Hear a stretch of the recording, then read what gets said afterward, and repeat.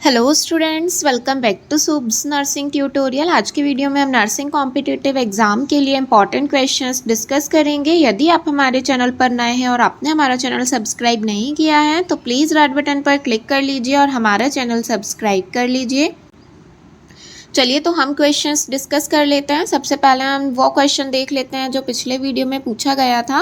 During a nursing assessment an adult client has shallow respiration at 10 breath per minute while resting, how would the nurse record the respiration. यहाँ पर पूछा गया था कि यदि nurse जो है वो नर्सिंग असेसमेंट कर रही हैं और वहाँ पर जो एडल्ट क्लाइंट है उसका respiration rate 10 breath per minute आ रहा है तो हम कौन सा यहाँ पर किस चीज़ को रिकॉर्ड करेंगे। ऑप्शंस दिए गए थे। Option number first is apnoea, option number second is dyspnoea, option number 3 is tachypnoea and option number 4 is bradypnoea. तो यहाँ पर इसका जो राइट आंसर था that is option number 4 bradypnoea. यदि जो रेस्पिरेशन रेट है वो 16 ब्रीथ पर मिनट से यदि डिक्रीज होता है तो उसे ब्रेडिपनिया कंसीडर किया जाएगा, और यदि रेस्पिरेशन रेट जो है 24 ब्रीथ पर मिनट से ज़्यादा होता है तो उसे टैकिपनिया कंसीडर किया जाता है। उसके बाद नेक्स्ट क्वेश्चन में पूछा गया है low molecular weight heparin administered by which route. यहाँ पर पूछा गया है लो मॉलिक्यूलर वेट हेपारिन को कौन से रूट के द्वारा एडमिनिस्टर किया जाता है। Option number first is IM, option number B is subcutaneous, option number C is intravenous and option number D is intradermal.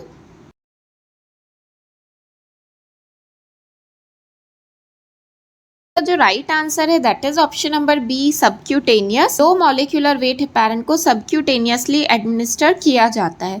उसके बाद नेक्स्ट क्वेश्चन में पूछा गया है the nurse understand that the client with pernicious anaemia will have distinguishing laboratory finding. यहाँ पर पूछा गया है कि एक पेशेंट है जो कि पर्नीशियस अनीमिया से सफ़र कर रहा है और यदि हम उसकी लेबोरेटरी फाइंडिंग्स देखें तो हमें इनमें से क्या चीज़ देखने को मिलेगी। ऑप्शंस यहाँ पर हम देख सकते हैं। Option number first is Schilling test elevated, Schilling test हम कराएंगे तो वो एलिवेट आएगा। Option number B is intrinsic factor absent रहेगा।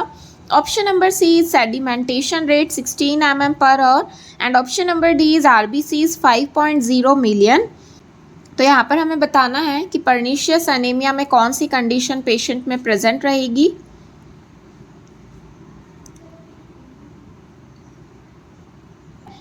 तो यहाँ पर इसका जो राइट आंसर है that is option number B intrinsic factor is absent. यहाँ पर हम पर्नीशियस अनीमिया में अगर लेबोरेटरी फाइंडिंग्स देखते हैं तो इंट्रिंसिक फैक्टर जो कि स्टमक में प्रेजेंट रहता है वो एब्सेंट रहेगा पर्नीशियस अनीमिया वाली कंडीशन में, जिसकी वजह से विटामिन B12 का जो है एब्जॉर्प्शन अच्छे से नहीं हो पाएगा। उसके बाद नेक्स्ट क्वेश्चन में पूछा गया है Which of the following symptom is expected with hemoglobin of 10 ग्राम पर DL। यहाँ पर पूछा गया है कि यदि हीमोग्लोबिन लेवल 10 ग्राम पर DL से यदि एक्सपेक्टेड रहे तो कौन से सिम्टम्स पेशेंट में प्रेजेंट रहेंगे। यदि पेशेंट का जो हीमोग्लोबिन है वो 10 ग्राम पर DL है तो उसमें हमें क्या सिम्टम्स देखने को मिलेंगे। Option number first is none of these, option number B is pallor, option number C is palpitations and option number D is shortness of breath।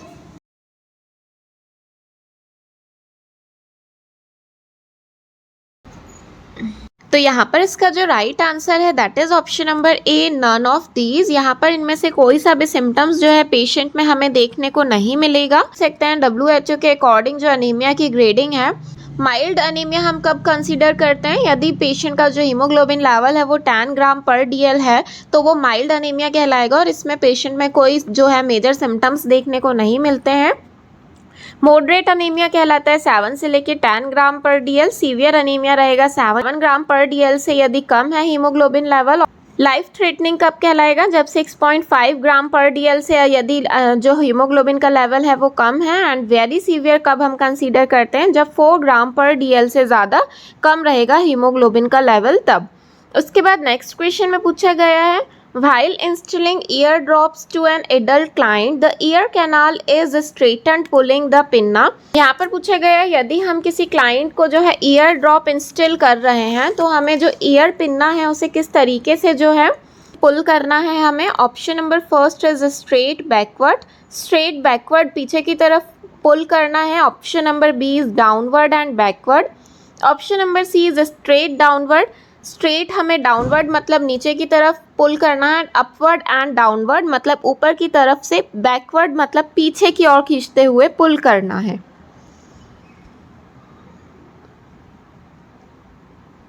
यहाँ पर इसका जो राइट आंसर है that is option number D, upward and backward. जो ear pinna रहेगा उसे हमें ऊपर की तरफ से, अपवर्ड मतलब ऊपर की तरफ खींचते हुए हमें बैकवर्ड मतलब पीछे की तरफ लेके जाना है। फिर उसके बाद नेक्स्ट क्वेश्चन में पूछा गया है in children which disease occur due to protein deficiency. यहाँ पर पूछा गया इनमें से यदि पेशेंट को प्रोटीन की डेफिशिएंसी हो रही है चिल्ड्रन को, तो कौन सी डिसीज कंडीशन कॉज होगी। Option number first is marasmus, option number B is beri, option number C is kwashiorkor and option number D is scurvy.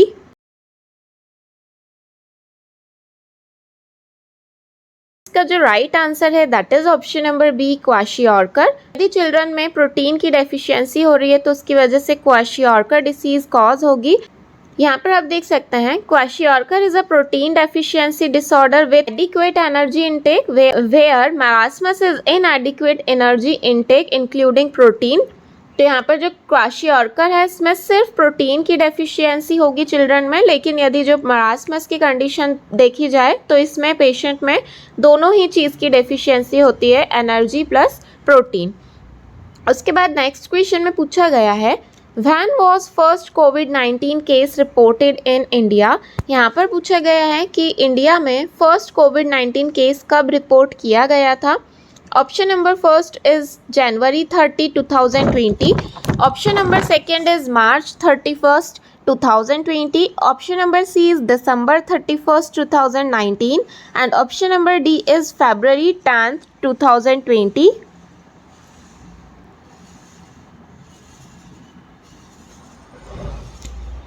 तो यहाँ पर इसका जो राइट आंसर है that is option number A, January 30, 2020। 30 जनवरी 2020 में first कोविड-19 का जो केस था हमारे इंडिया में रिपोर्ट किया गया था, और ये जो केस रिपोर्ट किया गया था ये केरला में देखा गया था फर्स्ट केस। फिर उसके बाद नेक्स्ट क्वेश्चन में पूछा गया है स्प्रेन इज़ ड्यू टू। यहाँ पर पूछा गया है स्प्रेन जो है वो किसकी वजह से होता है। Option number first is muscles, option number second is tendons, option number C is ligaments and option number D is nerves. तो यहाँ पर इसका जो राइट आंसर है that is option number C, ligaments. Sprain जो है ये लिगामेंट्स में इंजरी या टीयरिंग होने की वजह से होता है। यहाँ पर आप देख सकते हैं स्ट्रेचनिंग और tearing of ligament the fibrous tissues that connect bones and joint. Ligaments क्या होते हैं, जो बोन्स और जॉइंट्स को आपस में कनेक्ट करते हैं, उन्हें लिगामेंट कहा जाता है। इन लिगामेंट्स में अगर ये लिगामेंट्स जो हैं रप्चर होते हैं, इनमें टीयर होता है, तो उसकी वजह से स्प्रेन की कंडीशन होती है। उसके बाद नेक्स्ट क्वेश्चन में पूछा गया है the sequence of administration of medications in anaesthesia for ECT serves. यहाँ पर पूछा है यदि हम पेशेंट को ECT दे रहे हैं, इलेक्ट्रोकन्वल्सिव थेरेपी, तो हम पेशेंट को किस सीक्वेंस में एनेस्थीसिया देंगे। ऑप्शंस यहाँ पर देख सकते हैं। Option number first is atropine, then thiopentone, then succinylcholine, option number B succinylcholine, atropine, then thiopentone, option number C is atracurium, succinylcholine and atropine and option number D is atropine, succinylcholine and thiopenton। तो यहाँ पर हमें ECT देते time जो anaesthesia को administer करने का sequence है वो बताना है।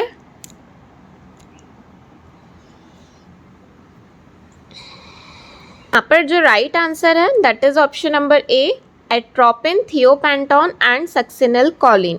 इस सीक्वेंस में जो है मेडिकेशन को हम एडमिनिस्टर करते हैं जब हम पेशेंट को ECT देते हैं जब। उसके बाद नेक्स्ट क्वेश्चन में पूछा गया है method of choice to remove ear wax is.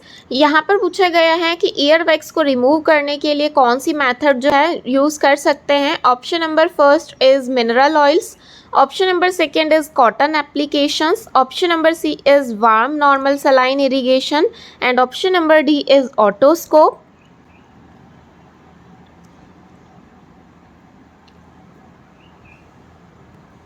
तो यहाँ पर इसका जो राइट आंसर है that is option number first, mineral oils. Mineral oil के द्वारा जो है हम ईयर वैक्स को रिमूव कर सकते हैं।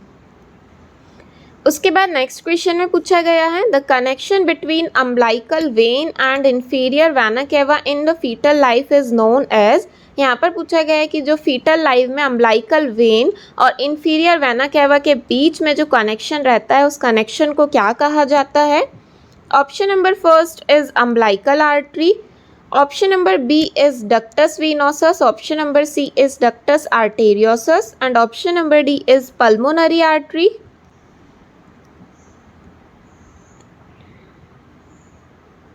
यहाँ पर इसका जो राइट आंसर है that is option number second ductus venosus. Ductus venosus कहा जाता है जो भी जंक्शन प्रेजेंट रहता है umbilical vein and inferior vena cava के बीच में। उसके बाद नेक्स्ट क्वेश्चन में पूछा गया है the indication of forceps delivery is. यहाँ पर पूछा गया है हम कौन सी कंडीशन में फॉरसेप्ट डिलीवरी कर सकते हैं। यहाँ पर जो कंडीशंस दी गई हैं इनमें से ऑप्शन में दिया गया है delay in first stage due to hypotonic uterine contraction. First stage में कर सकते हैं हम फॉरसेप्ट डिलीवरी यदि यूट्राइन कॉन्ट्रैक्शन जो है वो हाइपोटोनिक है। Option number second is delay in first stage due to hypertonic uterine contraction. First stage में कर सकते हैं जब यूट्राइन कॉन्ट्रैक्शन जो है वो बहुत ज़्यादा हाइपरटोनिक हो। Option number C is delay in second stage due to hypotonic uterine contraction. Second stage delay हो रही हो क्योंकि यूट्राइन कॉन्ट्रैक्शन जो है वो हाइपोटोनिक है। And option number four is delay in second stage due to hypertonic uterine contraction, या फिर जो सेकेंड स्टेज है लेबर की वो डिले हो रही है हाइपरटोनिक यूट्राइन कॉन्ट्रैक्शन की वजह से, इसलिए हम कर सकते हैं।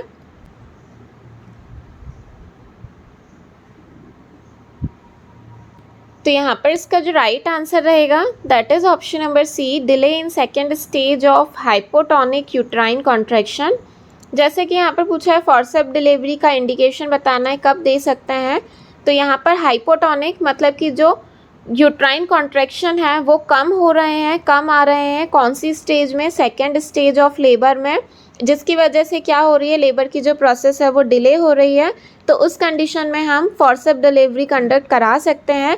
फर्स्ट स्टेज वाला जो ऑप्शन है ये रॉन्ग रहेगा क्योंकि फर्स्ट स्टेज में सर्वाइकल डायलेटेशन नहीं होता है, इस टाइम पर हम जो है डिलीवरी कंडक्ट नहीं कर सकते हैं। इसलिए जो सेकेंड स्टेज में यदि हाइपोटोनिक यूट्राइन कॉन्ट्रैक्शन है जिसकी वजह से जो लेबर है वो डिले हो रहा है, उस कंडीशन में हम फॉरसेप्ट डिलीवरी कंडक्ट करवा सकते हैं। नेक्स्ट क्वेश्चन में पूछा गया है identify correct regarding human placenta. यहाँ पर पूछा गया है प्लेसेंटा के अकॉर्डिंग यहाँ पर क्या स्टेटमेंट करेक्ट है वो हमें बताना है। Option number first is human placenta is discoid.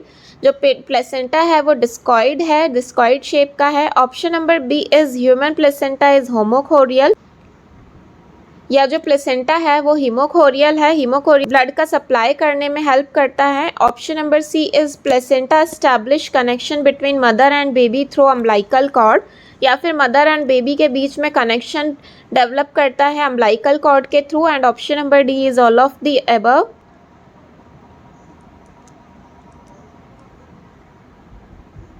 तो यहाँ पर इसका जो राइट आंसर है that is option number D all of the above. यहाँ पर जो तीनों ही कंडीशंस दी गई हैं प्लेसेंटा से रिलेटेड तीनों ही सही हैं। प्लेसेंटा जो है मदर और बेबी के बीच में अम्बलाइकल कॉर्ड के थ्रू कनेक्शन डेवलप करता है। फिर उसके बाद प्लेसेंटा जो है हीमोकोरियल मतलब कि कोरियल मतलब जो कोरियोनिक मेम्ब्रेन रहती है प्लेसेंटा में वो क्या करती है ब्लड सप्लाई करने में हेल्प करती है। एंड डिस्कॉइड मतलब कि जो प्लेसेंटा है वो डिस्कॉइड शेप का है, डिस्क लाइक शेप का है। तो ये राइट आंसर है that is option number four all of the above. उसके बाद नेक्स्ट क्वेश्चन में पूछा गया है the commonest presentation of foetus at the onset of labour is. Onset of labour के टाइम कौन सी कॉमन प्रेजेंटेशन रहनी चाहिए फीटस की। Option number A is vertex presentation, option number B is podalic presentation, option number C is face presentation and option number D is shoulder presentation.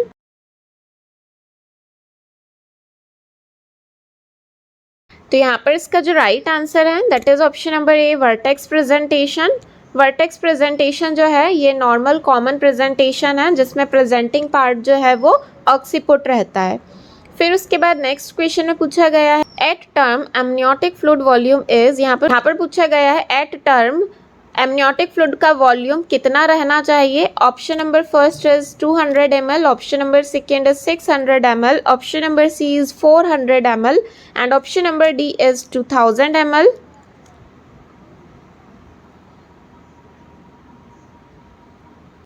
तो यहाँ पर इसका जो राइट आंसर है that is option number B 600 ml. At term पर जो amniotic fluid है वो 600 ml रहना चाहिए. फिर उसके बाद नेक्स्ट क्वेश्चन में पूछा गया है the most common cause of maternal mortality in India is. यहाँ पर पूछा गया है मैटरनल मॉर्टेलिटी होने के मतलब मातृ मृत्यु दर के इंडिया में सबसे ज़्यादा क्या कॉमन कॉज हो सकता है? Option number first is obstetric hemorrhage, option number B is anemia, option number C is abortion and septicemia and option number D is prolonged labour.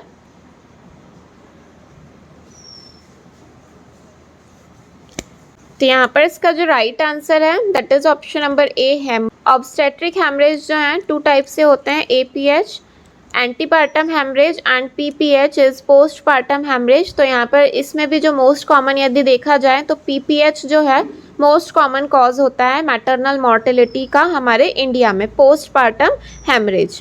उसके बाद नेक्स्ट क्वेश्चन में पूछा गया है client at 38 weeks gestation is admitted for induction of labor.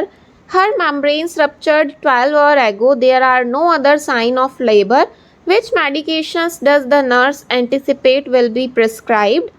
यहाँ पर पूछा गया है एक 38 वीक गेस्टेशन की एक क्लाइंट है जो कि जिसे इंडक्शन ऑफ लेबर की कंडीशन से हमने उसे एडमिट किया है और उसका 12 आवर पहले ही जो है मेम्ब्रेन रप्चर हो चुकी है और किसी भी प्रकार का कोई साइन नहीं है लेबर का. तो हम कौन सी जो मेडिकेशन है पेशेंट को एडमिनिस्टर करेंगे लेबर को एंटिसिपेट करने के लिए? ऑप्शंस यहाँ पर देख सकते हैं. Option number A is magnesium sulphate, option number B is oestrogen, option number C is oxytocin and option number D is डाइनोप्रोस्टॉन.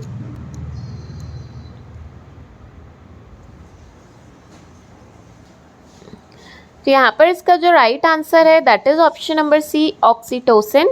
Patient को हम ऑक्सीटोसिन एडमिनिस्टर करेंगे क्योंकि ऑक्सीटोसिन क्या करता है, यूट्राइन कॉन्ट्रैक्शन को क्या करता है, इंक्रीज़ करता है और ये लेबर को इंडक्शन ऑफ लेबर के लिए हेल्पफुल रहता है, इसलिए हम पेशेंट को ऑक्सीटोसिन एडमिनिस्टर करेंगे. उसके बाद नेक्स्ट क्वेश्चन में पूछा गया है contract one of the hazards during induction of Pitocin is. यहाँ पर पूछा गया है पिटोसिन, इट मीन्स ऑक्सीटोसिन की ही बात हो रही है. यदि पेशेंट को हम ऑक्सीटोसिन एडमिनिस्टर करते हैं तो उसके क्या हजार्डस हमें देखने को मिल सकते हैं? Option number first is elevation in blood pressure, option number B is infection, option number C is rupture of uterus and option number D is early rupture of membrane.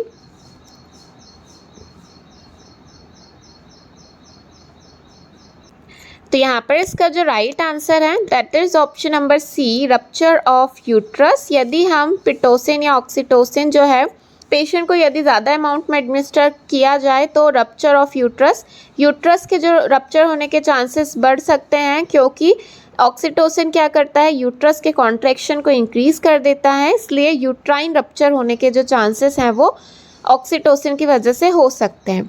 उसके बाद नेक्स्ट क्वेश्चन में पूछा गया है major side effect of oxytocin is.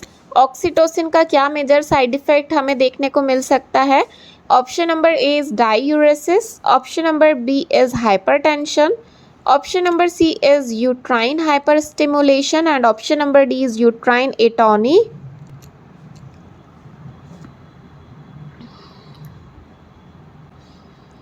तो यहाँ पर इसका जो राइट आंसर है that is option number C uterine hyper stimulation. Oxytocin क्या कर रहा है, यूट्रस के कॉन्ट्रैक्शन को इंक्रीज़ कर रहा है जिसकी वजह से हमें पेशेंट में यूट्राइन हाइपर स्टिमुलेशन की कंडीशन देखने को मिल सकती है. उसके बाद नेक्स्ट क्वेश्चन में पूछा गया है nurse should monitor intake and output during oxytocin administration because drug. यहाँ पर पूछा गया है यदि हम पेशेंट को ऑक्सीटोसिन एडमिनिस्टर कर रहे हैं तो हम पेशेंट का इनटेक और आउटपुट चार्ट मेंटेन करते हैं, किस कारण से? Option number A is causes water intoxication, क्योंकि जो ऑक्सीटोसिन है ये वाटर इंटॉक्सिकेशन को कॉज करता है. Option number B is causes toxicity for kidney में टॉक्सिसिटी कॉज करता है. Option number C is increase thirst, या फिर ये थर्स्ट को इंक्रीज करता है। And option number D is induces diuretic effect, या फिर ये डाईयूरेटिक इफेक्ट को इंड्यूस करता है।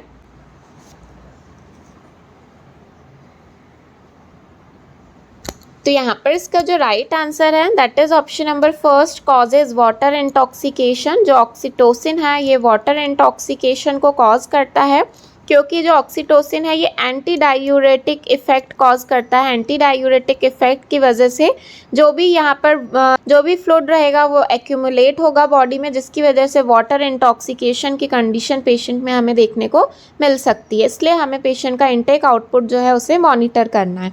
नेक्स्ट क्वेश्चन में पूछा गया है drug not given in pregnancy is. यहाँ पर इनमें से ऐसी कौन सी ड्रग है जो कि प्रेगनेंसी के टाइम पर हमें पेशेंट को नहीं देनी है। Option number first is ACE inhibitor, angiotensin converting enzyme. Option number B is penicillin. Option number C is methyldopa and option number D is लैबिटालॉल।